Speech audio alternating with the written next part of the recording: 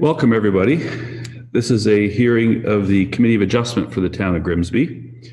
And we're going to just do a quick introduction first of the committee members and staff. So there's 5 members of the committee, myself, Kevin Antonitis. We have Danielle Beck, if you just want to raise your hand on Zoom. This is our first Zoom meeting, so it's a little new to us.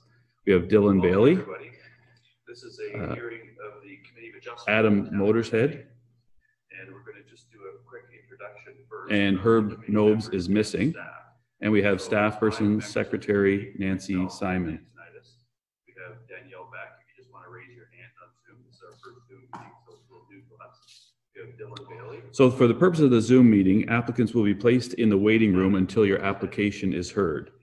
The purpose of the application and relative correspondence will be heard, following which the applicant will be given the opportunity to address the application. Any person concerned with the application will then be given an opportunity to speak. At the conclusion of the discussion, the committee will render a decision and advise of any applicable conditions.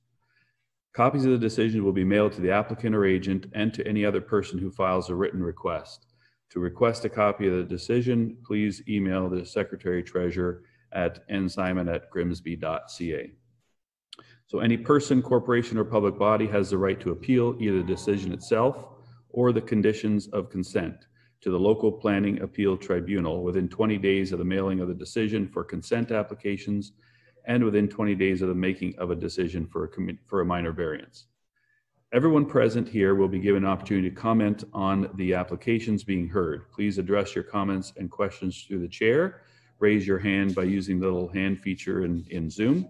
That'll put you in order, and then the clerk will ask you to, in order to, if you'd like to make any comments. Agencies commenting on the applications may request that certain conditions be imposed, and voicing objections to these conditions will not adversely affect the committee's decision. All members of the committee have viewed the properties on the agenda tonight and are familiar with the lands that are subject to the applications. Do any members of the committee have a pecuniary interest with respect to the applications that are before us this evening? Just shake. No, and I have none. Are there any requests for a withdrawal or adjournment, Nancy? No, there is not. No. All right, then we'll proceed with the agenda. We have 2 applications on us before this evening, before us. Minor variance A420 at 270 Kerman Avenue and A520 250 Main Street East. So I'll just give the a minute to put one into the, we're putting the applications into, or the owners or applicants into the waiting room, except for the first one. Yes.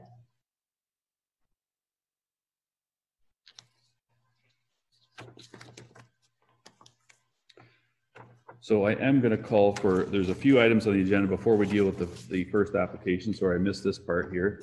Could I have a motion and seconder resolve that the minutes of the committee adjustment meeting on February 4th, 2020 be approved as circulated? Just raise your hand physically. Can I have a mover and a seconder? Moved by Danielle, seconded by Adam. Any further discussion on the minutes? All those in favor say aye. By raising a hand, probably easier than saying aye. Opposed, if any? Is carried. And I have another quick motion then, if I can call for a mover and seconder, resolve that Nancy Simon be appointed as Secretary Treasurer for the Committee of Adjustment for the Town of Grimsby. Mover? Dylan. Seconder? Adam? Any further discussion on this motion? No? All those in favor say aye or raise your hand. Was carried. Oh, opposed, if any, was carried. All right, now we can get to the first application here. Bear with me. Nancy, you're going to read the application A04 270 Kerman Avenue.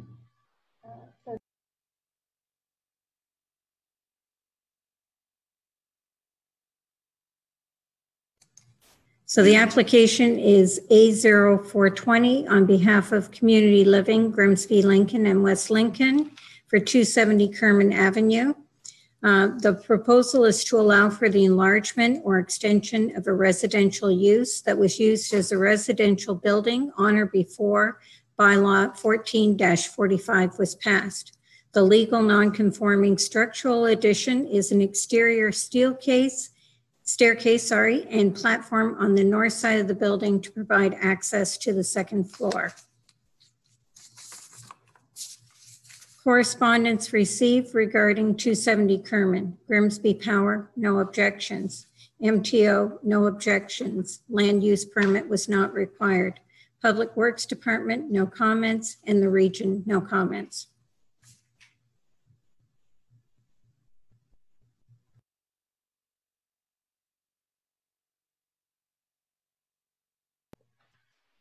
Thank you, Nancy. Now, is the owner or the representative here that'd like to speak to the application? Is it Brad or Franz? Yes, my name is Franz Valancourt. I'm the Executive Director for Community Living. So at 270 Kerman Avenue, we have two people that we support. And in order to facilitate evacuation in case of a fire on the second floor or in the staircase going to the second floor, we felt that it was safer, and also the family of the two residents that lives in that dwelling felt that it was safer to have a second floor evacuation. So that's why we are moving forward with this application. Thank you. Nancy, were you going to just share the PowerPoint a minute at all? Yes. So I'm just sharing the PowerPoint just to give the committee members more clarification.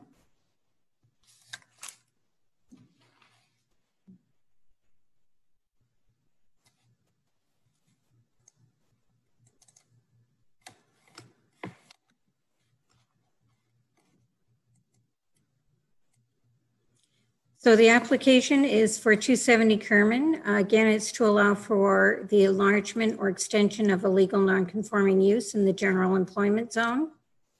This is the location of the property, 270 off of Kerman Avenue on the corner of the South Service Road. This is a slide of the existing structure. The staircase will be on the north side of the building, which is also shown here in the picture. This again is a sketch that's been provided by the applicant. And you can see that the staircase, which is here, it's going to be approximately 19 meters from the property line.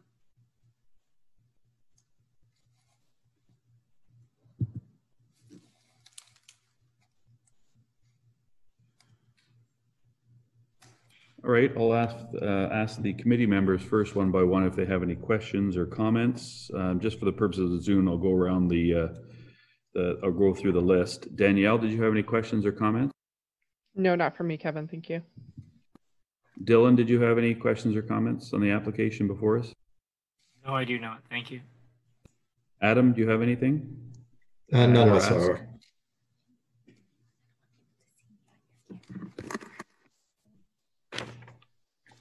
All right, is there anyone in the members of the public that have asked to join the meeting at all? Nancy?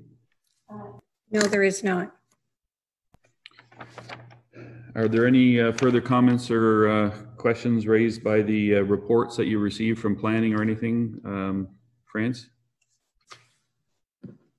No, everything was pretty clear when I went through the report. All right then, could I have a mover and seconder resolve that submission A0420 270 Kerman Avenue by Community Living to allow for the enlargement or extension of a residential building in the general employment zone. Said enlargement or extension is for an exterior steel staircase and platform on the north side of the building to provide access to the second floor. We have a mover to grant, approve with conditions, or deny. I would move Kevin as applied for. Thanks, Danielle. Seconder? Adam? Any further discussion on this application? Or this motion, sorry. All those in favor say aye. Raise your hands just so we can see. Any opposed? Was carried. Thank you. And just a reminder, there is a 20-day appeal period before it becomes final and binding. Thanks for attending. All right, that's the first application, and then we'll wait a minute till we have the second application or the second applicant come in. Are they in already? They're in a second. Okay.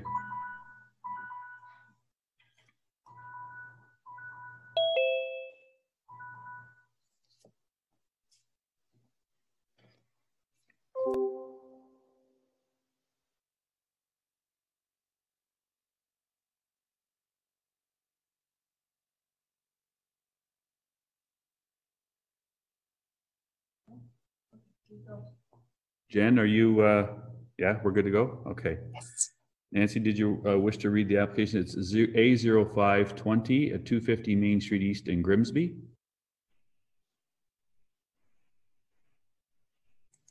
Yes, this is an application submitted by Donald and Marlene Hart. Representing them this evening is Jennifer Parker Consuelos. I hope I pronounced that correctly. Cancelos. The application is to allow for a 52.5 square meter second-story garage addition with attached breezeway to a residential dwelling in Main Street zone. The purpose of the application is to enlarge the building depth to 29.06 meters, whereas 20 meters is the required building depth. Correspondence received. The region had no comments. The fire department had no comments. Grimsby Power had no comments. There were no comments received from the NPCA. On behalf of the Heritage Committee, Councillor Bothwell questioned whether the height of the garage was in compliance with the zoning bylaw, and also whether a secondary suite is a permitted use above a garage. She also expressed concerns about trees and vegetation being removed. Thank you. Thank you, Nancy. Jen, would you like to explain or elaborate on the application? Yes. So the applicants were looking to put a second story on top of their existing garage. We ran into a bit of an interesting predicament with the fact that a two-story garage is not permitted. As well, I believe there were restrictions on the garage being in the front yard. We found that by connecting the garage to the house, we were able to, then it was no longer a detached garage, it was an attached garage, and there are no restrictions on having second story space over a garage attached to your house. Really, the basis for this project is the existing home is a bungalow. It's not an oversized home by any means. As well, it doesn't have a full depth basement. There's only crawl space below the house. So this second story addition is really to serve as truly as simply a storage space for the homeowners. Other options could have been to enlarge the footprint of the garage, but again, we would then run into restrictions with the size of the accessory building. And this was really the most desirable option that we were able to come to in terms of minimizing construction on the site and avoiding any digging.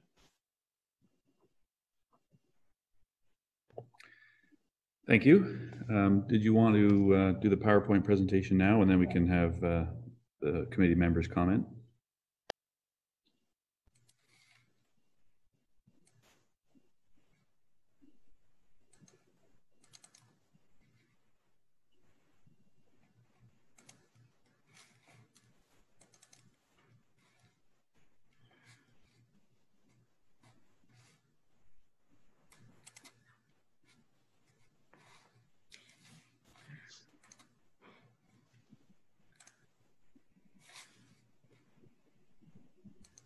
Just one second. I'm having some technical difficulties here.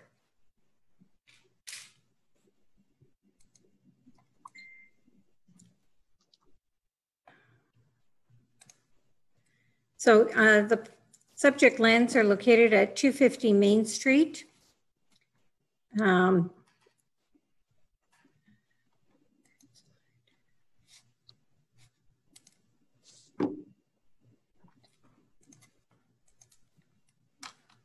Just please bear with me here. So this is a picture of the house off of Main Street. As you can see, it's a bungalow. This is a picture of the garage currently. This is a picture of the detached garage, which will be attached by a breezeway to the existing dwelling. This shows the garage and the house.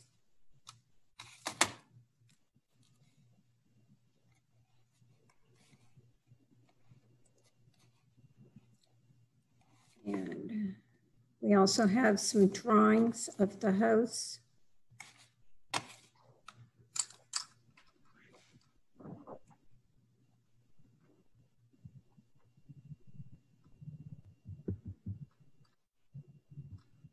So this is the right elevation of what it will look like once it's constructed.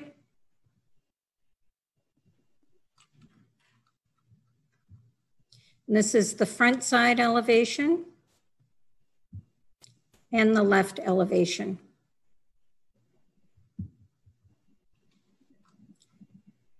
This one shows the downstairs portion of the garage. And this slide shows the upstairs, and as you can see, it's labeled storage area. Thank you.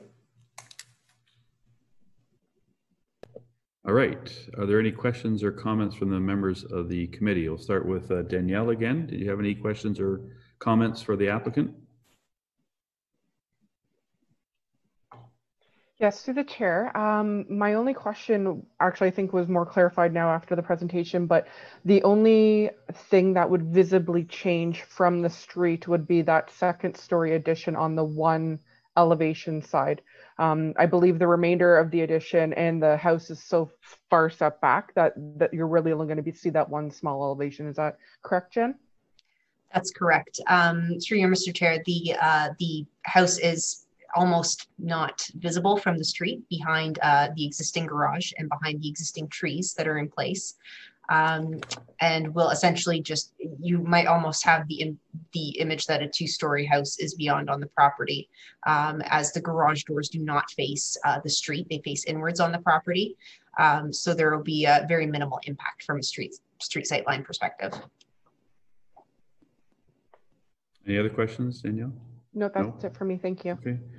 Dylan, did you have any questions on this application at all?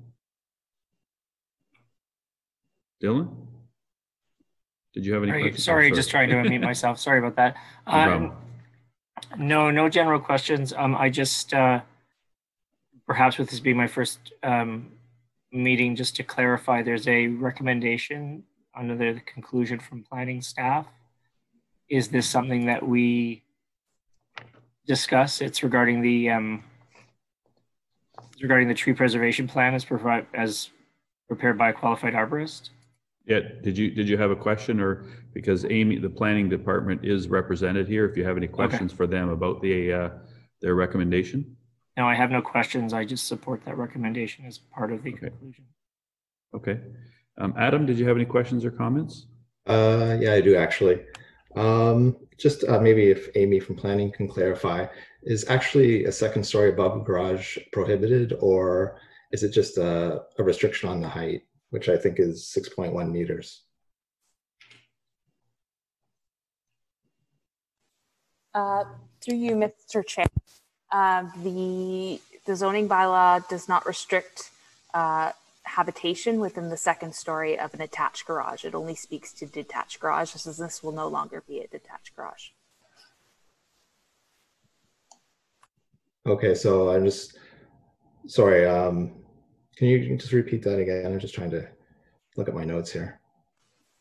So to repeat my answer, the zoning bylaw prohibits human habitation within a second story or within detached buildings.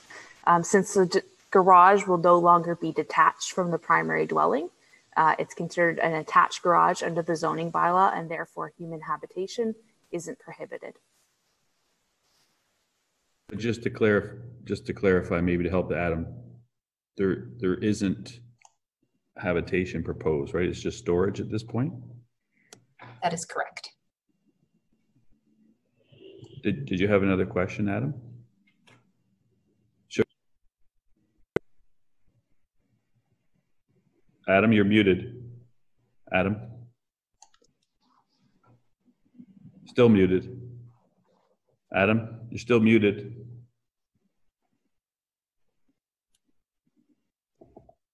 There. Okay. There. It said the host muted me, so.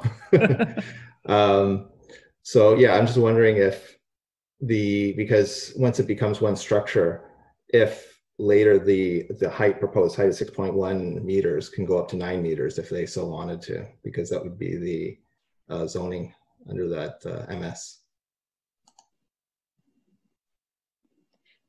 My understanding is that yes, because we are attaching it to the house, we have the full height allowance that a house would have because it is now being seen all as one structure. Okay, and sorry to the applicant. The last question is, what's at the end of each of the breezeway? Is it just a wall, essentially? Yes, so there's an existing, you might have been able to see from the pictures, there's kind of a funny wall that sticks out from the garage toward the house. There actually was, when the house was constructed, it's a brick house underneath the stucco. And there was a brick archway connecting the house and the garage when it was originally built. So that has at some point come down. There's sort of a funny wall sticking out still remaining from that. So the breezeway will connect from wall to wall. And we're attempting to reincorporate that kind of gated look from the driveway side.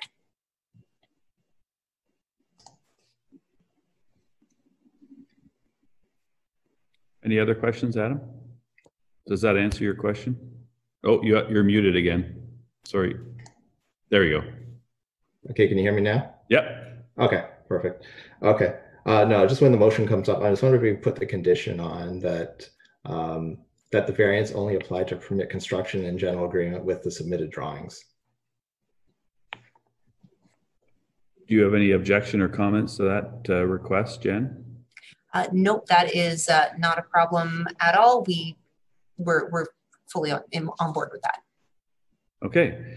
Are there any other questions or comments from the committee members at all before I open it up to the members of the public, if there are any? Is there anyone here to speak to the application at all, other than the committee? No, there is no. No? Okay. All right then. No further questions then. Could I have a motion and a seconder resolve that submission A0520 250 Main Street to allow for an increase in building depth to 29.06 meters, whereas 20 meters is required, and mover or seconder, and just specify if you would like to grant, approve with conditions, or deny when you make your motion. Anyone? Oh, sorry, Jen, you have a question? Prior to the motion, I was wondering if I may speak to the planting, the tree protection. Yes. Yep. We'll just get it on the floor first. How's that? Sounds good. Do we have a mover? Nobody moving? Adam, Danielle, Dylan? Nobody wants to move the application? I would be willing to move the application. However, I wouldn't be supportive of adding in the condition that they're restricted in height, because I don't want to make the owners, if they do ever want to do renovations to this, have to come back for another variance, because we're tying them to this specific drawing through the variance. So I'm not in agreement with the condition that Adam was placing on. I am in agreement with the variances and with the tree protection measures as requested by staff though. So that would be my motion then, to approve the application as applied for with the staff recommendation for the tree protection measures. All right, and a seconder before we discuss. Dylan? I would second that. All right, so we have it on the floor, and that's to approve the application with the condition that is recommended by planning staff, which is attached in the report. A tree preservation plan prepared by a qualified arborist must be submitted to the satisfaction of the town's peer-reviewed expert, the cost of which will be borne by the applicant. Is there any further questions or comment on this motion as suggested? Jen? Yes, I was hoping only to ask for leniency with the tree protection. I'm afraid I don't have the exact dimension of the trees on the site plan. but we do have 2 parking spaces in between the existing garage footprint and the approximate location of the new trees. I would estimate approximately 8 meters from the edge of garage to the existing trees. We are not proposing any excavation as within the scope of this project. We're only building upwards. And I'm quite certain that just given the layout of the driveway, those 2 parking spaces indicated would likely be used by the contractor to park during construction. With that said, I think there's very little risk of damage to the trees. It's certainly not an intended scope of work to damage the trees, to remove them, to make any landscaping changes, and just to save the homeowners the added time and cost associated with the tree protection plan. I would ask that we not be required to obtain one. My concern with that, as it's written, is that there's no limit on the tree protection plan. Does that mean the whole property has to be submitted? Or is it just the area in front of the garage? Or like, it doesn't define it very well. Does that mean the owner has to identify every tree on his property? Like, it's limited in scope. So I would have the same concern. Is that I understand from the comments and reading the correspondence that they're concerned about the screening from the road, but there's a lot of houses along Main Street that don't have trees in front of them that are more than 2 stories, or sorry, more than the height proposed, certainly 2 stories. So I would agree with that concern. It's pretty broad-based wording as it is now. So if there's a concern about the screening, perhaps it could be limited to the area in front of the house only. So that would be my suggested recommendation or amendment. But Danielle, it was your motion. So are you okay with that suggested amendment to that? Yes, the chair would be supportive of requesting maybe a scoped arborist report then to limit it to the area of construction or where the hoarding materials are going to be kept on site from the construction companies. I completely understand, Jennifer, where you're coming from. It's just sometimes construction workers don't necessarily always pay attention to where root systems are. So if they could get some type of tree protection zones or some type of that bright orange fencing around just to delineate kind of what areas would be protective, I would be supportive of a scoped arborist report. And then obviously I'm not a professional arborist, but leaving it up to the arborist to determine what would be within the area of construction in hopes that they would just limit it to that front yard. Yes. Are you okay with that, Dylan, the seconder? She moved the amendment? Yes, I am. Thank you. Okay, seconded. Any further discussion or comment or questions on this slightly varied approval motion? If not, then all those in favor say aye. Opposed, if any? It was carried. Thank you for coming. And again, there's a 20-day appeal period before it becomes final and binding. Thank you, Mr. Chair. Thank you. And I believe that's all the applications we have on this evening. So I would call the meeting adjourned. Thanks for coming out.